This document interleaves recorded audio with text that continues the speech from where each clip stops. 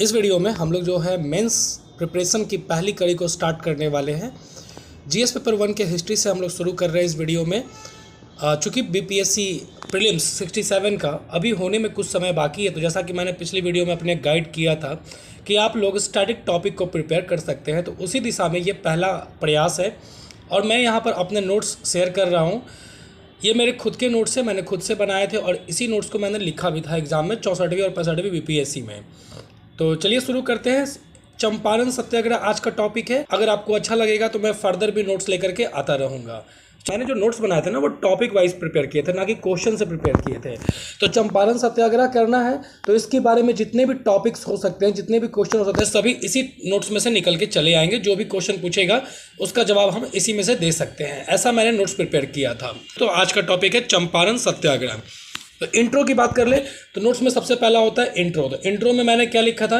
Intro में होगा आपका कि Champaran Satyagraha was the first civil disobedience movement under the able leadership of Mahatma Gandhi ji in 1917 against the British exploitative and oppressive policy.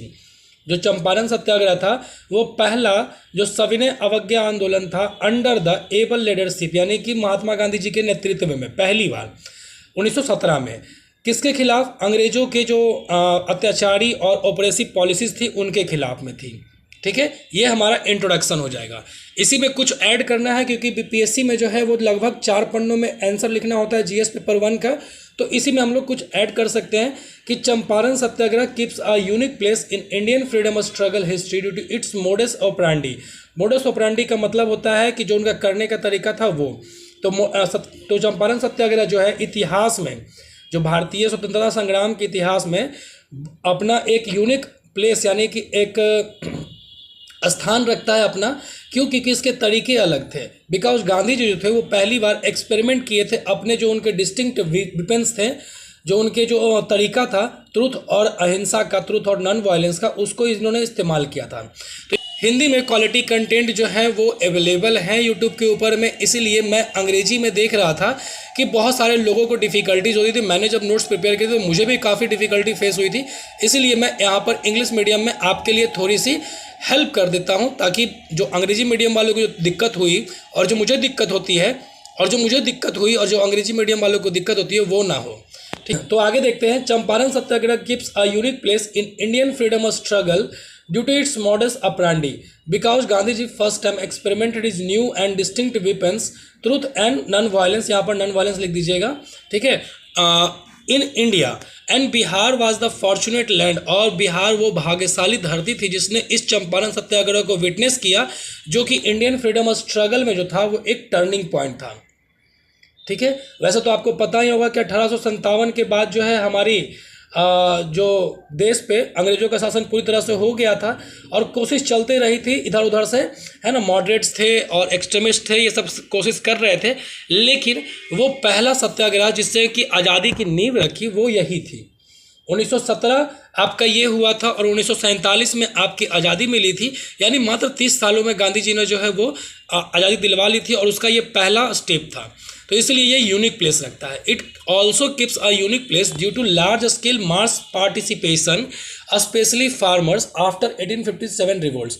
1857 के क्रांति के बाद ये पहला ऐसा विद्रोह था जिसमें कि लार्ज स्केल पे जन भागीदारी हुई थी। इससे पहले जो 1857 से पहले जो छिटपुट हो रहे थे उसमें क्या करते थे, कोई लोग जो थे वो अपने दम पे ही, जैसे बाल गंगाधर तिलक थे, ये सब मास को शामिल नहीं करते थे अपने आंदोलन में। लेकिन यहाँ पर चंपारण सत्याग्रह में लार्ज स्केल मास पार्टिसिपेशन देखा गया था। तो यही हमारा इंट्रो रहेगा। इंट्रो इतना बड़ा आप लिख सकते हैं, कोई दिक्कत नहीं है, हालांकि इसको आप छोटा भी कर सकते हैं। ठीक है, ये अपने अपने लिखने वालों की कला पर डिपेंड करती है। तो मैंने इतना ही लिखा था, ये मेरे नोट्स के थे। अब देखते हैं चंपारण सत्याग्रह के काउजेस, क्योंकि क्वेश्चन पूछा था कि चंपारण सत्याग्रह के काउजेस और कॉन्सिक्वेंस बताइए, मतलब उसके कारण और परिणाम बताइए। तो काउजेस देख लेते हैं कि चंपारण सत्याग्रह के कारण क्या क्या थे। तो Champaran Satyagraha was a farmers uprising, मतलब किसानों का विद्रोह था, जो कि चंपारण डिस्ट्रिक्ट ऑफ बिहार में हुआ था due to British exploitative economic policy, जो आर्थिक अत्याचारी पॉलिसी थी उसके कारण हुई थी। तो इसके जो फॉलोइंग कारण थे, निम्नलिखित कारण थे, उसको हम लोग देख लेते हैं। तो ऐसा करके आप डायग्राम बना सकते हैं। काउजेस मैंने यहाँ पर लिख दिए हैं गोल कलर के, और इसके ऐसे ऐसे ब्रांचेस। इसको आप ऐसे भी कर सकते थे इसको आप ऐसे भी कर सकते थे, ठीक है, इसको आप ऐसे भी कर सकते थे। तो जैसा आपका इच्छा करे आप एक डायग्राम बना करके शो कर दीजिएगा यहाँ पर, ठीक है। तो कारण में क्या है, increase rent and taxes, rise in price of commodities और तीन कठिया सिस्टम, ठीक है। और यहाँ पर नीचे में मैंने लिख दिया है मेन काउजेज, यही मेन कारण था। तो पहला कारण को हम लोग अब इसको हम इलोबरेट करेंगे, डिटेल में देख लेते हैं। तो increase rent and taxes to sustain its world war one which pushed farmer in economic misery which were already in economic distress। World war one के कारण जो है अंग्रेजों ने जो है भारतीय किसानों पर, खास करके बिहार में जो है वो रेंट और टैक्सेस को बढ़ा दिया था, जिससे कि किसानों की जो आर्थिक तंगी थी जो कि पहले से ही चली आ रही थी उसमें और इजाफा हो गया। इससे क्या हो गया, वो लोग तनाव में आ गए, ठीक है। ये पहला कारण था।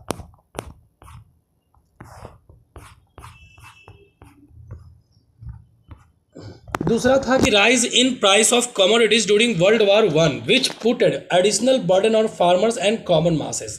वर्ल्ड वार वन के कारण जो है जो सामान्य चीज़ें थी, खाने पीने की चीज़ें थी, उनके प्राइसों में भी कीमतें की बढ़ोतरी हुई, जिसके कारण उनको और इकोनॉमिक डिफिकल्टीज का सामना करना पड़ा।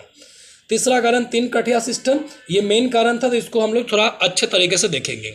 तो तीन कठिया सिस्टम क्या था कि there were many reasons but it was the core reason for farmer unrest. यहाँ पर ऐसा भी लिख सकते हैं कि there are many reason but this is the main reason for the Champaran Satyagraha, ठीक है।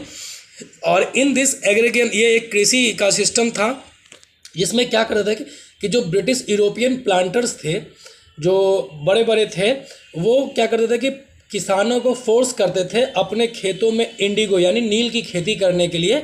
उनकी जो ज़मीन थी उसके 20/3 भाग में यानी 3/20 भाग में जो है वो इंडिगो ग्रो करने के लिए उनको फोर्स किया करते थे। And for this British planter forced peasant to enter into contracts, पहले ही कॉन्ट्रैक्ट साइन करवा करके उनसे ज़बरदस्ती ये खेती करवाई जाती थी। और जो कॉन्ट्रैक्ट होते थे उसमें जो प्राइसेस फिक्स किए जाते थे वो बहुत ही लो होते थे, ठीक है। तो there were many reasons but it was the core reason for the farmer unrest. In this aggregation system British planter forced peasant to grow indigo in their 3/20 part of their land, and for this British planter forced peasant to enter into contracts also at predetermined low prices, ठीक है। So peasant had to grow indigo on their land which compel farmer to live in distress in many folds। इसलिए जो है contracts करवा लेते थे, ज़बरदस्ती उनसे नील की खेती करवा देते थे, इसलिए किसानों को करनी पड़ती थी, जो कि उनके लिए अच्छा नहीं था बहुत मायनों में। कैसे, तो वो देखते हैं। तो indigo plantation, due to indigo plantation on their land, their lands were getting infertile which was the single source of income and livelihood for the farmers. किसानों के लिए ज़मीन ही उसकी एकमात्र सोर्स है जीवन का, लेकिन वो भी जो है नील की खेती के कारण जो है वो इनफर्टाइल नहीं बंजर होते जा रही थी। फिर उसके बाद दूसरा था कि due to indigo planting they had to forcefully grow indigo instead of cash crops through which they can earn more. Indigo ज़बरदस्ती उनको प्लांट करना पड़ता था अपने खेतों में, है ना, लेकिन इसके कारण जो है उनको जो धान, जो गेहूँ, जो इसमें ज़्यादा कीमतें मिल सकती थी, वो लोग वो नहीं कर पाते थे।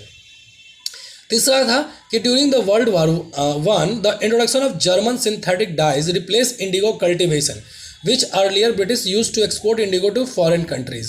So now in order to maximize and sustain profit, British increased the rent and illegal dues before the peasant could shift to the other crops, and beside this peasant were forced to sell the produce at prices fixed by European which was usually very low। क्या होता था कि उस समय world war one के समय German synthetic dues आ गई थी, डाइज आ गई थी मार्केट्स में। इसके कारण नील की खेती जो है वो प्रभावित हो गई, नील की डिमांड कम हो गई, ठीक है। तो जो भी इनको बेचने से कीमतें होती थी, किसानों को मिलती थी, वो तो नहीं ही मिल रही थी, बल्कि उसके बदला क्या हुआ, इसके बाद जो इसके साथ क्या हुआ कि जो अंग्रेज थे उनको भी प्रॉफिट कम हुआ। तो प्रॉफिट बढ़ाने के लिए उन्होंने जो ज़बरदस्ती इलीगल रेंट और ड्यूज़ बढ़ा दिए और ज़्यादा। अब किसानों को तो है कि दूसरे फसल पर शिफ्ट करना पड़ता, तभी उनको इनकम बढ़ती, तभी वो दे पाते अंग्रेजों को, लेकिन ऐसा हो नहीं सका। ज़बरदस्ती उनसे वसूला जा रहा था रेंट एंड इलीगल ड्यूजेज, ठीक है। तो इसके कारण जो है किसान बहुत ज़्यादा डिस्ट्रेस में हो गए, एक तरह से कहिए डीमोटिवेटिंग कल सिचुएशन थी उनकी। जैसे अभी आपकी एग्ज़ाम नहीं हो रही है, इसी तरह की सिचुएशन उसकी थी कि ना इधर के रहे ना उधर के रहे। तो इसलिए क्या हुआ कि so overall indigo was the facing economic distress and peasants were most affected, so they wanted to express their anger and discontention but did not know the way because the nationalists at that time did not incorporate masses in the struggle whether it was moderate or extremist।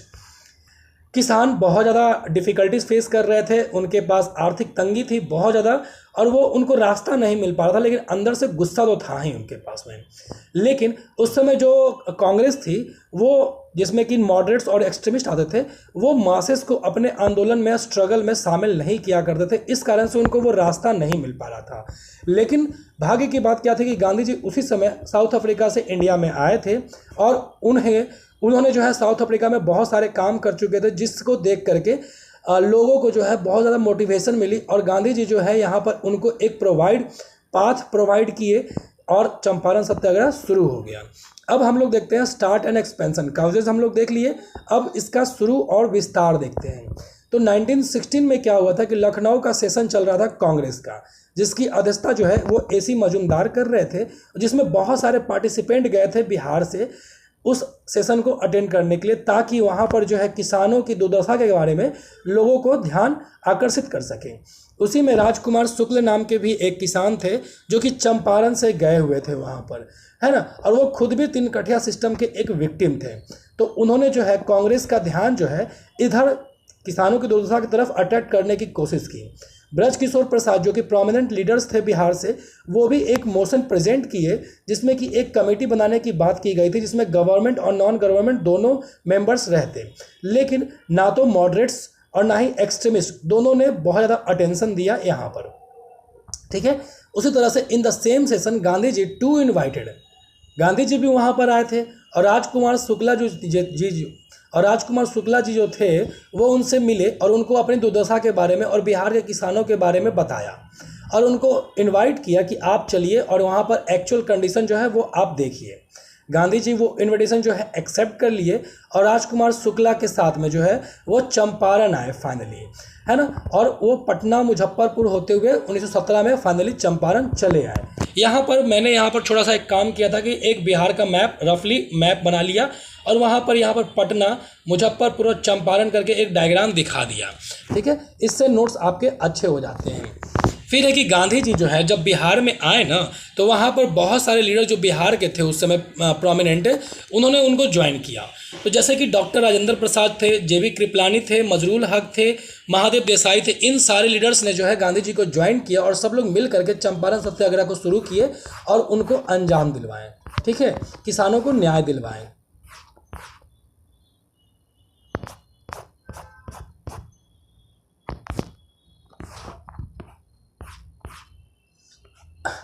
अब देखते हैं, आगे देखते हैं कि British authorities in order to prove the matter imposed section 144 of the CRPC on Gandhi ji and asked them to leave the Champaran. Gandhi ji के आते ही तहलका मच गया था, तो ब्रिटिश जो ऑथोरिटीज़ थे वो क्या किए, धारा 144 लगा दिए और गांधी जी को कहा कि यहाँ से आप चले जाइए। लेकिन गांधी जी रिफ्यूज़ कर गए और जो है वो मतलब खड़े रहे कॉन्सिक्वेंस को भुगतने के लिए। तो यहाँ पर जो गांधी जी जो थे ना, वो demonstrated the spirit of satyagrahi resistance. इन्होंने यहाँ पर दिखाया कि हम नहीं जाएंगे, जो होगा वो हम भुगतने के लिए तैयार हैं, लेकिन हम लोगों को न्याय चाहिए। गांधी जी इसके बदले में अरेस्ट हो गए और उन पर केस चलाया गया कोर्ट में। लेकिन जो गांधी जी ने जो है कोई हथियार तो चलाया नहीं था, किसी को मारा तो था नहीं, उनका जो हथियार था वो सत्य और अहिंसा था। तो इसके बेसिस पे कोर्ट को भी ये डिफिकल्ट हो गया कि उनको क्या पनिशमेंट दिया जाए और इसीलिए उनको रिलीज कर दिया गया। तो क्या हो गया कि Gandhi ji got arrested and prosecuted in court, but the use of new instrument truth and non violence to resist made difficulties authorities to punish them and hence released. ठीक है, गांधी जी को छोड़ दिया गया। फिर उसके बाद जो लेफ्टिनेंट गवर्नर थे उस समय के, एडवर्ड गेट, इनका नाम मेंशन करना ज़रूरी है और अंडरलाइन भी कर दीजिएगा, उन्होंने गांधी जी को बुलाया और कहा कि चलिए मैटर को डिस्कस करते हैं, और एक चंपारण एग्रीगेशन कमेटी बनाई to prove the condition of the peasants, फार्मरों की दुर्दशा को देखने के लिए, जिसकी अध्यक्षता जो थी FJ सलाई ने की थी और गांधी जी उस कमेटी के खुद भी एक मेंबर बनाए गए। गांधी जी जो है वो सक्सेसफुली ब्रिटिश को ये कन्विंस कर पाए कि तीन कठिया सिस्टम जो है वो अनैतिक है, अन्याय है और इसको एबॉलिश कर दिया जाए, ख़त्म कर दिया जाए, और पीजेंट्स को जो है उनसे जो इलीगल ड्यूज वसूले गए थे उनको कंपनसेट किया जाए, उनको वापस दिया जाए। ब्रिटिश अथॉरिटी जो है वो कन्विंस हो गए और उसके परिणाम क्या हुआ कि प्लांटर जो थे, जो कि ज़बरदस्ती किसानों से पैसा वसूलते थे, वो जितने लिए गए पैसे थे उसके 25% उनको वापस कर दिया गया किसानों को। सो यहाँ पर it was the first successful result of mass Satyagraha है ना, mass struggle, and masses under the leadership of Gandhi ji won the battle को जीत गए और इंडिया जो है वो got a new leader in the form of Gandhi ji with a unique technique और weapon to protest against the injustice imperial rule, है ना। यहाँ पर क्या हुआ कि किसानों ने वो बैटल जीत लिया गांधी जी की लीडरशिप में, और इंडिया को एक नया नेता मिला जिनके एक यूनिक हथियार के कारण, यूनिक हथियार से आगे के प्रोटेस्ट को लड़ा जा सकता था अंग्रेजों के अनैतिक और अत्याचारी नियमों के खिलाफ में। ठीक है, तो यहाँ तक विस्तार था। अब इसके परिणाम देख लेते हैं, कॉन्सिक्वेंसेस। तो आपको क्वेश्चन में पूछते हैं कि चंपारण सत्याग्रह के कारण और परिणाम लिखे, तो सिर्फ कारण और परिणाम ही लिखना है आपको स्टार्ट और विस्तार नहीं लिखने हैं। अगर लिखता है कि विस्तार लिखिए तो लिखना पड़ेगा, अगर नहीं पूछता है तो नहीं लिखना है। यही टेक्निक होती है आंसर राइटिंग की। जो पूछा गया है वही आंसर दीजिए, उसके अलावा कुछ भी लिखने की ज़्यादा ज़रूरत नहीं है। ठीक है, क्योंकि किसी को इंटरेस्ट नहीं है आपकी कहानी को सुनने में, जो वो पूछना चाहते हैं बस उतना ही बताइए। ये इंटरव्यू आपके मेंस सभी जगह यही एप्लीकेबल है। तो कॉन्सिक्वेंसेस देख लेते हैं, परिणाम क्या क्या हुए थे। तो परिणाम ये हुए थे कि फर्स्ट एंड इमीडिएट कॉन्सिक्वेंस तो यही हुआ था कि जो यूरोपियन प्लांटर्स थे वो किसानों को 25% जो पैसा उनसे लिया गया था वो वापस कर दिए, और 1 साल और 10 साल के अंदर में ही 1 डिकेड के अंदर में ही वो वहाँ से चंपारण से छोड़ के चले गए, क्योंकि अब उनका कोई भी फायदा वहाँ पर नहीं रह गया था। दूसरा जो परिणाम था वो था कि चंपारण एग्रीगेशन एक्ट बनाया गया 1918 में, जो कि 3 कठिया सिस्टम को ख़त्म कर दिया। तीसरा था कि India got a new leader Gandhi ji and from now Gandhi ji came to force of the India came the fore, यहाँ पर फोर्स नहीं होगा फोरे होगा, FORE। ठीक है, इसको आप करेक्ट कर लीजिएगा, FORE। तो India got a new leader Gandhi ji and from now India Gandhi ji came to fore to the Indian freedom struggle. Indian freedom struggle के आगे आ गए। जो अभी तक इंडियन फ्रीडम स्ट्रगल कांग्रेस चला रही थी, वो कांग्रेस तो थी लेकिन गांधी जी आगे आ गए। ठीक है, मासेस उसके बाद जो है masses hitherto untouched from the struggle, जो मासेस अभी तक जो इंडियन फ्रीडम स्ट्रगल से दूर रहे थे वो अब एक्टिवली पार्ट करने लगे इंडियन फ्रीडम स्ट्रगल में। इसके बाद आप जो भी देखिएगा मूवमेंट ना, जैसे NCM था, नॉन कॉपरेशन मूवमेंट था, क्विट इंडिया मूवमेंट था, सिविल डिसोबीडियंस मूवमेंट था, सभी में लोगों ने बहुत चढ़ बढ़ के हिस्सा लिया था, है ना। गांधी जी का यही कंट्रीब्यूशन था। गांधी जी सत्याग्रह है, Champaran Satyagraha provided many prominent leaders to India freedom struggle which doctor Rajendra Prasad, JV Kripalani, Braj Kishore Prasad, Mazharul Haque, ETC। ठीक है, बहुत सारे नेताओं को प्रोवाइड किया इस आंदोलन ने। India got the new methodology to resist against the British imperial rule, truth and non violence. India को एक नई तकनीक मिल गई अंग्रेजों के खिलाफ लड़ने की, बिना खून बहाए, वो थी ट्रूथ एंड नॉन वायलेंस। ठीक है, उसके बाद था कि it prepare the ground, it prepare the country for the further movements like non cooperation movement, civil disobedience movement and quit India movement. ये जो है हमारे देश को प्रिपेयर किया आगे के आंदोलन के लिए कि कैसे लड़ा जाना चाहिए। तो ये 3 बड़े बड़े आंदोलन हुए थे, उसके बाद में इसके लिए लोगों को प्रिपेयर किया गया, उसका एक ग्राउंड बनाया गया। इन्फ्लुएंस बाय इट स्वामी विद्यानंद, चंपारण सत्याग्रह से प्रभावित होकर के स्वामी विद्यानंद दरभंगा में जो है, दरभंगा महाराज के जो अत्याचारी नियम थे, दरभंगा महाराज के जो नियम थे उनके खिलाफ में आंदोलन किया और किसानों को न्याय दिलवाई। इसके बाद था कि it change the course of Indian freedom struggle because the truth and non violence which saved common masses blood in a struggle. जो अभी तक लोग जो थे इधर उधर जाकर के किसी को गोली मार देना, ये सब अहिंसा फैलाते थे, उनसे लोगों को राहत मिली। और क्या हुआ कि इससे कॉमन मासेस की ब्लड बची और बहुत सारे लोग जो है वो ट्रूथ और नॉन वायलेंस के साथ में वो अंग्रेजों के खिलाफ लड़ने की हिम्मत जुटा पाए। अगर मरने मारने की बात होती तो बहुत सारे लोग उसमें शामिल नहीं हो पाते, है ना। तो ये परिणाम थे। यहाँ पर आपको अगर कुछ और परिणाम सोचते हैं वो भी आप कर सकते हैं। अब आते हैं यहाँ पर जो है कि इसका कंक्लूजन क्या होना चाहिए। ठीक है, कंक्लूजन देखिए ये आप पे डिपेंड करता है आप कैसे लिखते हैं। मैंने क्या लिखा था, इसमें और भी कुछ हो सकते हैं, वो भी आप ऐड कर सकते हैं। कंक्लूजन में है कि Champaran Satyagraha was a milestone president, यानी कि एक ऐसा उदाहरण था इंडियन फ्रीडम स्ट्रगल में, and fuel the masses with the enthusiasm, लोगों में एक उत्साह पैदा कर दी, एंड कॉन्फिडेंस, ठीक है, उसमें आत्मविश्वास लाई, to make the country free within 30 years in 1947। 30 सालों के अंदर ही देश को आज़ादी दिलवा दी, ऐसा उन लोगों में उत्साह और आत्मविश्वास भर दिया इस आंदोलन ने। So it can be said truly that Satyagraha was a turning point in the Indian freedom struggle and was the watershed in the Indian freedom struggle। ये सारे जो लाइन मैंने जोड़े हैं वो प्रीवियस ईयर क्वेश्चन पेपर से उठा के डाले हैं। ये सभी क्वेश्चन पेपर थे कि बताइए चंपारण सत्याग्रह जो था वो turning point the Indian freedom struggle था, इलोबरेट कीजिए इसको। या फिर Champaran Satyagraha was the water set था in the Indian freedom struggle, elaborate कीजिए इसकी। तो मैंने वहाँ से ये लाइन उठाई, आप भी ये टेक्निक अपना सकते हैं। Hence government of India also started, ये थोड़ा करेंट अफेयर का पार्ट था, उसको मैंने ऐड कर दिया कि सत्याग्रह से स्वच्छाग्रह शुरू किया था 2018 में सरकार ने देश को स्वच्छ करने के लिए। ठीक है, ये चंपारण सत्याग्रह से इन्फ्लुएंस होकर के यही कंक्लूजन मैंने लिखा था, और इतने लिखने के बाद मेरा जो है नोट्स यहाँ पर चंपारण सत्याग्रह का समाप्त हो जाता है। अगर आपको इसमें कुछ ऐड करना है तो आप अपने मन से ऐड कर सकते हैं। मैं उम्मीद करता हूँ कि आपको ये पसंद आया होगा। अगर पसंद आया है तो आप इससे प्रेरित होकर के आप अपने नोट्स बना सकते हैं या इसी को कॉपी कर लीजिए, लेकिन एडवाइजेबल नहीं होगा इसको सेम टू सेम कॉपी कर लेना। आप इससे आइडिया ले सकते हैं, वीडियो को पॉज करके बार बार आप अपने नोट्स को प्रिपेयर कर सकते हैं, उससे थोड़ी मदद ले सकते हैं और अपने खुद के नोट्स अपने इनोवेटिव तरीके से बनाइए। ठीक है, धन्यवाद।